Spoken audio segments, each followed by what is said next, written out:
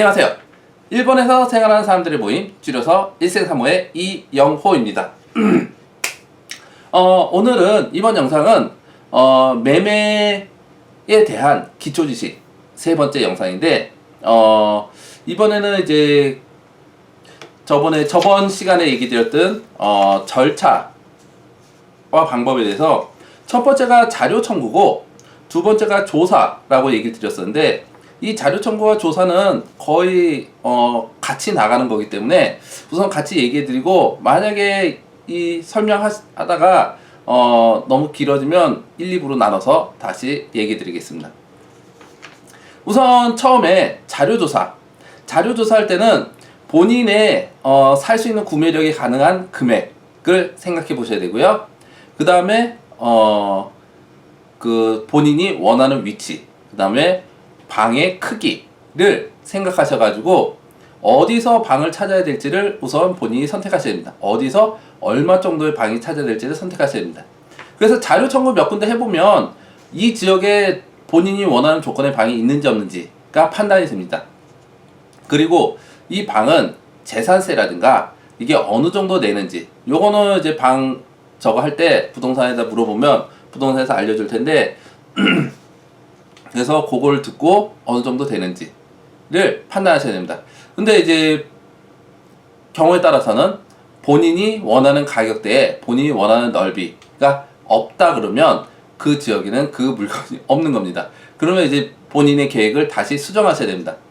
그리고 여기서 두 번째 조사에 대한 얘기인데, 그 물건 자료 청구하면서 이런저런 자료를 보는데, 이 조사는 여기서 이제 수익성이라든가 론이 가능한지 안 가능한지, 그 다음에 자산성, 그 다음에 만약에 이거 분양면세는 투자이기 때문에 사람이 살고 나갔을 때 곧바로 다시 입주를 할 수 있는지, 입주율이 어느 정도 되는지, 그 다음에 그 주위 환경은 어떻게 되는지, 그 다음에 나중에 이 사람이 나갔을 때 이 수선 비용이 어느 정도 들지, 그 다음에 매각 가능성, 어느 정도 이걸 내가 나중에 팔았을 때 얼마에 팔 수 있을지, 뭐 얼마 팔 수 있을지 지금 당장 얘기는 못하지만 대략 추측으로 보통 이제 예상으로 생각해 볼 수 있는 얘기입니다. 그리고 요거까지 이제 이번 영상에 할 예정인데, 만약에 요게 내용이 그렇게 짧은 내용이 아니라서 만약에 너무 길 것 같으면 1, 2부로 나눠서 다시 나중에 제작하도록 하겠습니다. 우선 기본적으로 자료 청구에 들어가시면 자료를 맨 처음 보시면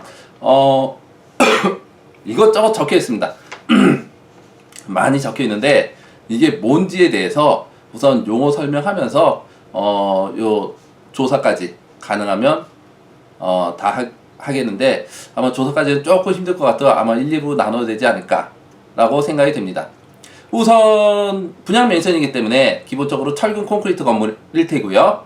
그래서 RC라든가 철근 콘크리트 건물에 몇 층 건물에 몇 층 부분이라고 써 있을 겁니다. 그래서 요건 이제 구조에 대해 써 있고, 그 다음 전유 면적이라고, 전유 면적은 그 건축 회사에서 지었을 때 요 집의 면적에 대한 설명입니다.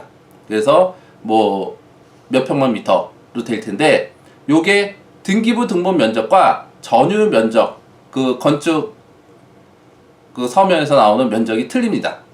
건축을 지으면서 나오는 면적은 벽과 벽의 중간부터를 기준으로 해서 자기 전용 면적을 적는 게 일반적이고요. 그 다음에 등기부 등본 면적은 벽 안쪽, 그러니까 자기 눈에 보이는 안쪽 부분부터 재는 게 등기부 등본 면적입니다. 그래서 등기부 등본 면적은 이제 벽 안쪽부터 재기 때문에 좀 좁습니다. 근데 요새 재산세는 제가 알고 있기로는 전유 면적, 벽과 벽 중간부터의 면적부터 재산세 계산은 됩니다. 우선 그 점은 이제 참고로 알아두시고요. 그 다음에 이제 발코니가 있으면 발코니 면적이 적혀 있는 케이스도 있고, 발코니가 있어도 면적이 없는 케이스도 있을 수 있습니다. 그 다음에 이제 집 총 몇 호실이 있고, 그 중에 이제 자기 호실이 몇 호실이 있다는 거. 그 다음에 치크넨스 몇 년도에 만들어졌다는 게 나올 거고요. 이 치크넨스는 몇 년도 건축 연도가 나온 거는 등기부 등본에도 표제부에 나옵니다. 좀 이따 등기부 등본도 간단하게 얘기 드릴 텐데 그거랑 맞는지 확인해 보셔야 되고요. 그건 나중에 매매할 때 이제 계약서 쓸 때 등기부 등본도 주니까요. 그 다음에 이제 관리 형태인데 관리 형태가 지슈 관리인지 위탁 관리인지 요거 확인해 보셔야 됩니다. 위탁 관리는 뭐냐면 관리회사에 맡기는 겁니다. 대형 관리회사에 맡겨가지고 그 관리를 맡기는 거고, 지슈 관리는 뭐냐면 자주 관리라 그래서 그 집에 주인끼리 이제 조합장, 그 다음에 저기 뭐 회장 있고 총무 있고 경리 있고 이렇게 해서 보는 간단한 직책을 나눠 가져서 그 관리비 나오는 거를 집행하든가 아니면 계산하는 부분, 그 다음에 무슨 문제가 있으면 그런 거 해결, 그 관리 조합원끼리 만나서 그 토의해가지고 집행하는 케이스인데, 이게 어떻게 틀리냐면 관리 회사가 있으면 물론 그 지슈 관리라고 안 하는 건 아닌데 안 되는 케이스도 있을 수 있기 때문에, 관리 회사가 있으면 뭐 몇 년에 한 번은 무슨 청소를 해야 되고 몇 년에 한 번은 어디 페인트 칠해야 되고, 그러니까 방수 페인트라든가 몇 년에 한 번은 뭐 어디 보수를 해야 된다는 그런 스케줄이 있습니다. 그래서 문제가 나오기 전에 일반적으로 처리하는 게 일반적이고, 그 다음에 만약 문제가 터지면 관리회사에서 뭐 여기저기 업자 해가지고 수선하고요. 근데 지슈 관리는 어떤 케이스가 있을 수 있냐면, 이런 몇 년에 한 번을 해야 되는 걸 안 할 수도 있습니다.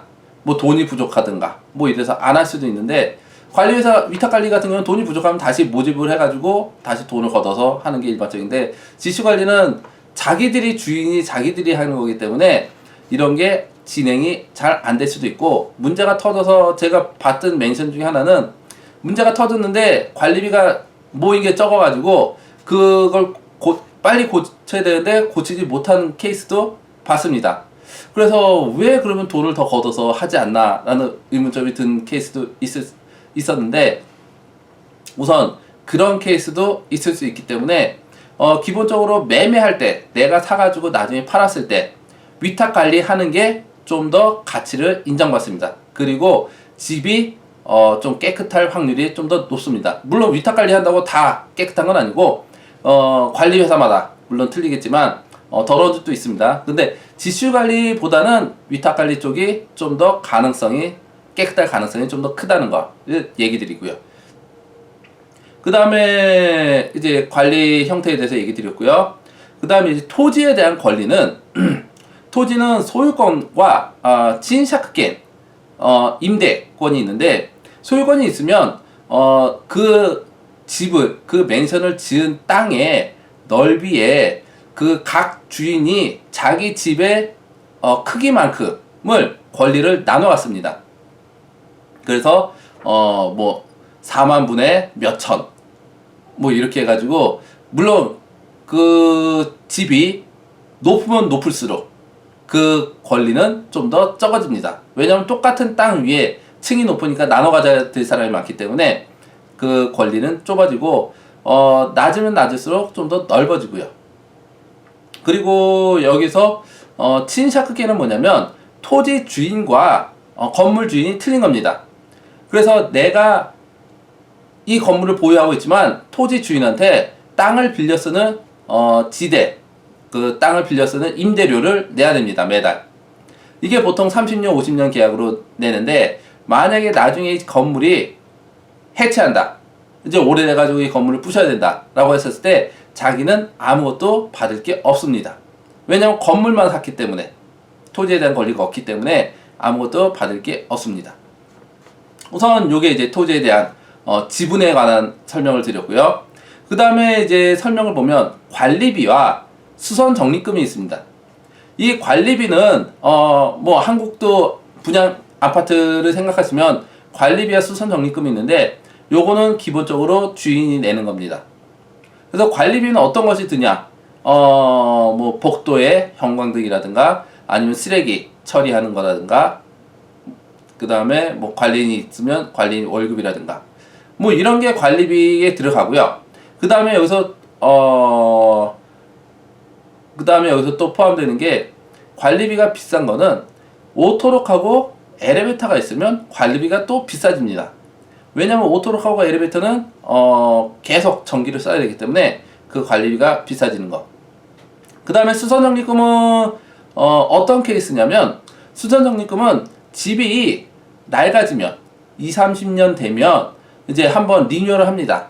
뭐 앞에 정문 입구라든가 1층 부분을 리뉴얼을 새 것처럼 합니다.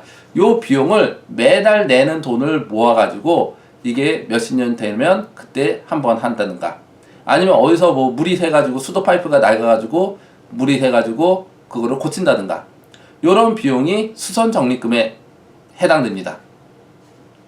그래서 요 이제 투자자들한테는 관리비와 수선 적립금이 얼마가 되는지가 아주 중요한 포인트입니다. 나중에 수익서에서 설명드리겠지만, 관리비하고 수선 적립금이 높아지면 내 수중에 떨어지는 돈이 그만큼 적어집니다. 그래서 이거를 이제 저도 매매하는 분한테 설명을 드리지만, 입주자 입장에서는 당연히 오토록과 엘리베이터가 있는 거를 선호하는 집을 선호하는 거고요. 그 다음에 주인 입장에서는 관리비하고 수선 적립금이 최대한 적게 나가는, 내 손에 떨어지는 돈이 많은 거, 내 손에 떨어지는 그 임차료가 수익성이 많은 집을 선호할 거고요.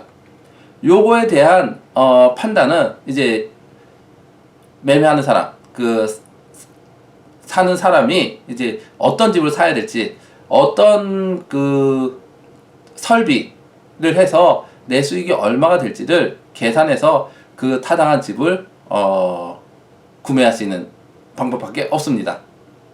그래서 역시 물론 오토록하고 엘리베이터가 있으면 입주자는 더 모집하기 더 쉬워지지만, 그 다음에 이제 자기 수익에서 좀 마이너스 될 생각, 그 다음에 지금 내가 이 야증을 받고 있지만 이게 10년 20년 돼서 그 야증을 받을 수는 없습니다. 조금씩 떨어집니다. 그랬을 때 물론 관리비라든가 수선적립금은 고정적으로 나가는데, 야증은 떨어지면 그 수익 갭이 줄어든다는 거를 알아주시고요. 그리고 여기서 그래서 저는 오토록하고 엘리베이터 없는 거를 보통 추천합니다.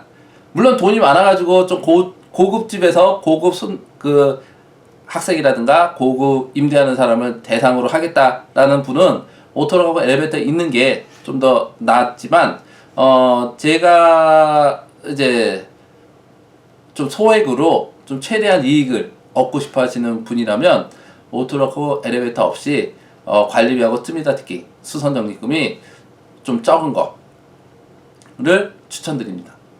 그리고 관리비하고 수선 적립금은 오를 수도 있고 내릴 수도 있습니다. 기본적으로 관리비는 내리는 케이스는 좀 싼 관리회사로 바꾸든가, 이거는 이제 소유자들끼리 1년에 몇 번 이렇게 총회를 합니다.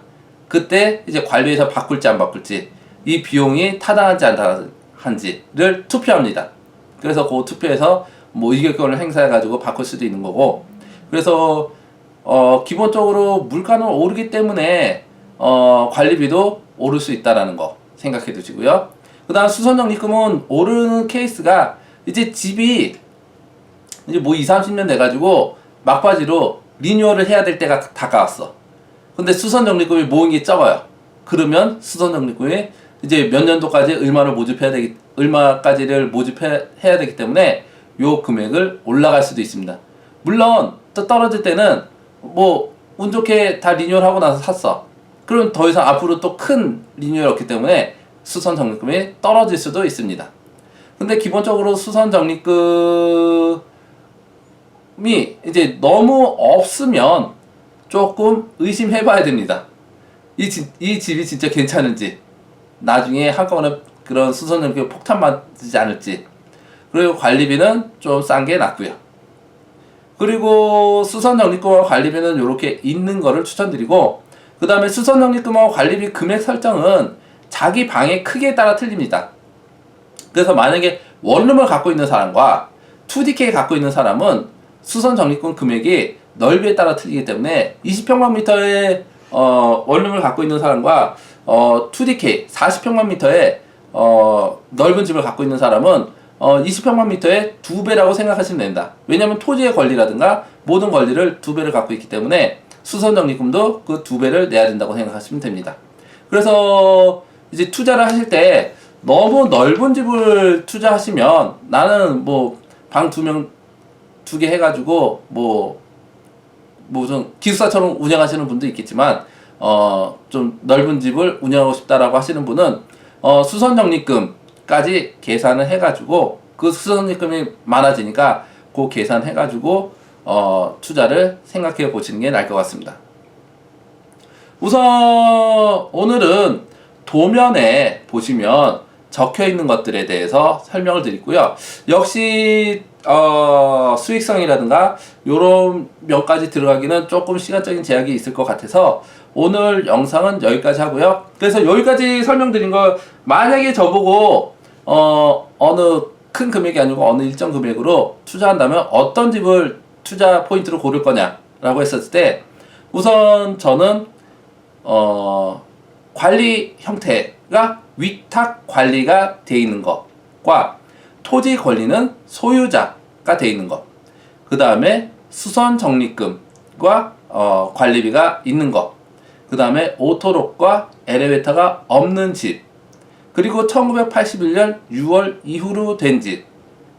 물론 분양맨션은 그렇게 큰 문제는 없겠지만 그래도 만약을 위해서 1981년 6월 기준은 어떤 기준이냐면 일본에서 내진 설계를 하지 않으면 건축허가 안 난 시기가 1981년 6월 이후로 진 건물은 내진 설계가 안 되면 건축허가가 안 납니다. 6월 이후로부터는.